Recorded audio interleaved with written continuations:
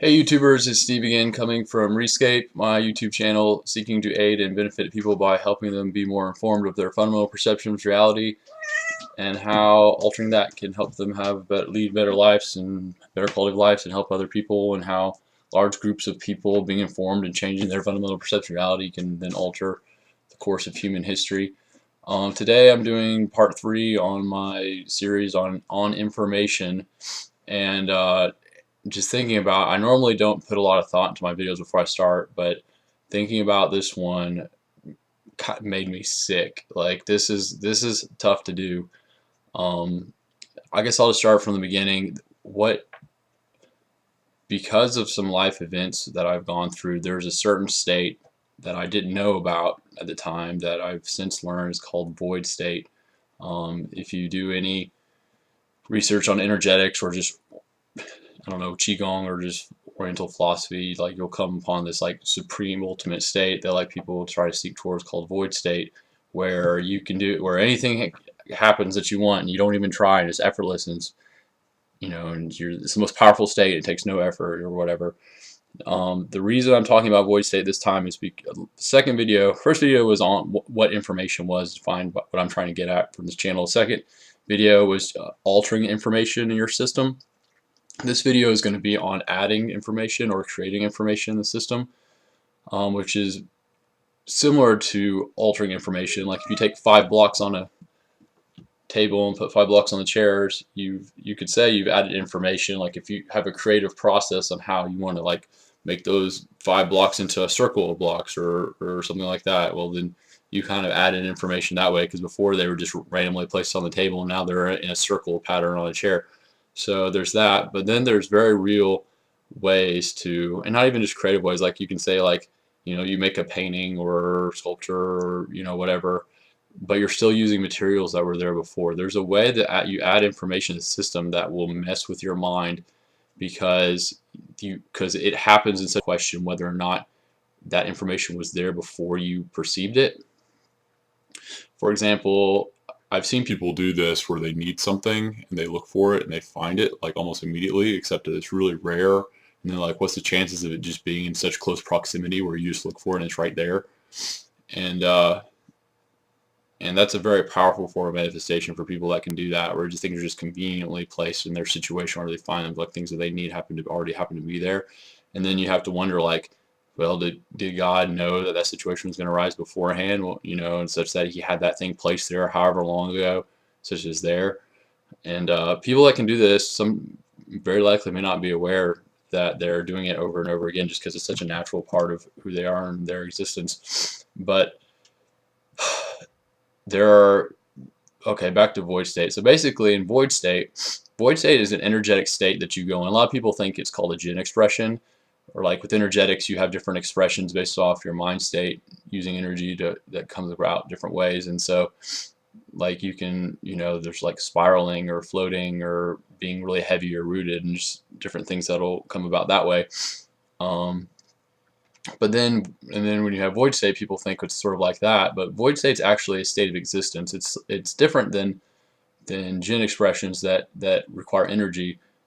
Void state is such that when you're in void state, that you still do everything that you did before, include create Jinn expressions, but the void state isn't a Jinn expression, as far as I know.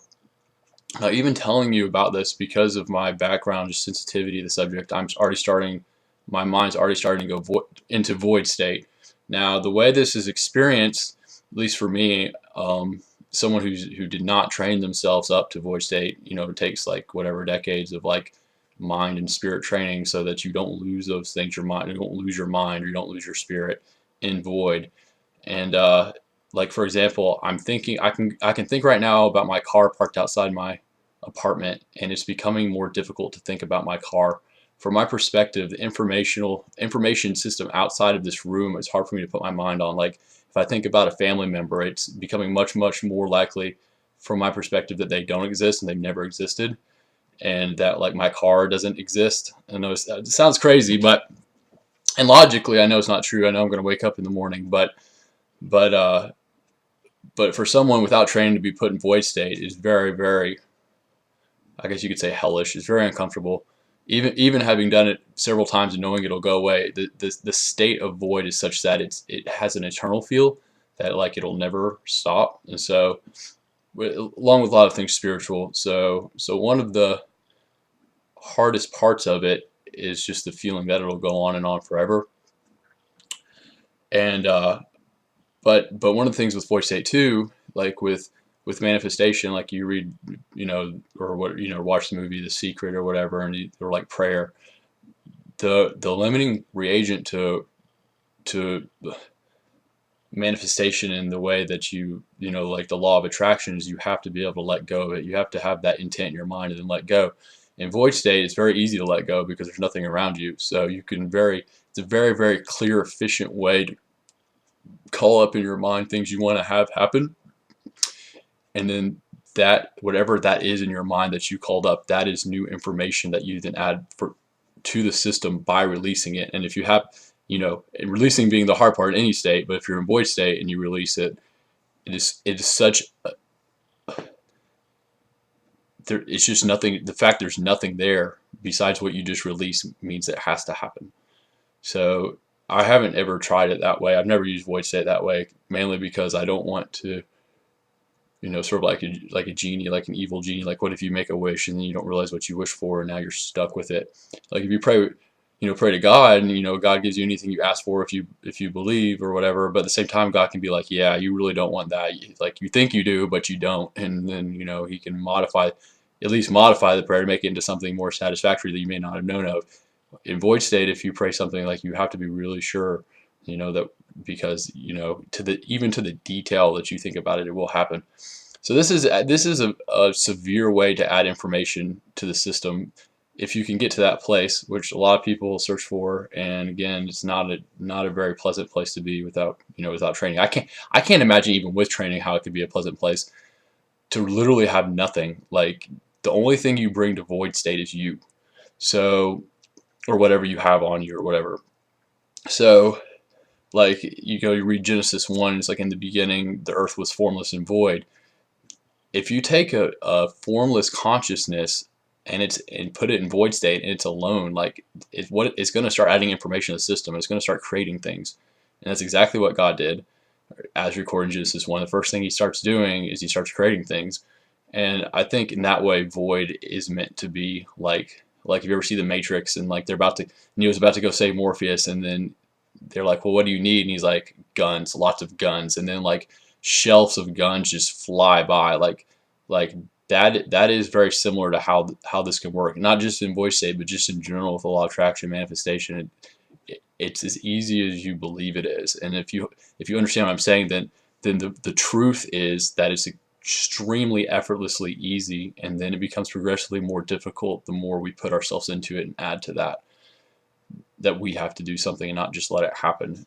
And you think, well, okay, well, just let it not happen. I just won't put myself into it. But, like, if you try, like, the idea of releasing it, releasing your intent, or you want to help make it happen, which ends up hindering it, which is why it's not easy, or like it should be, or it could be.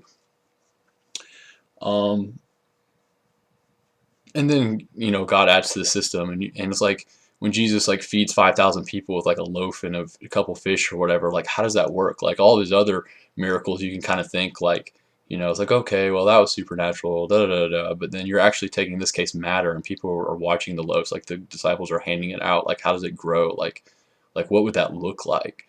It's like there's information being added to the system that's not spiritual. It's physical. It might have spiritual nature, but it's physical, and it changes. And people see it, but no one's like, oh, look, that fish just magically split into two fish. Like, one fish just like came out of the other fish. It's like, now we have two fishes, and it happens over and over. But that's not recorded at all. They just start handing it out, and it just happens to be more there. So I don't understand how this works. Like, I don't understand how you can seek for things and find them, like, immediately, if you have that kind of believing just in what is true. Not the belief causes it to happen, but that human beings have the capability of doing this. If you just acknowledge it as a possibility and try to do it, and don't add anything to it, like, it will happen. Like, this isn't a superpower. This is just something that people don't do because they don't think it's possible. So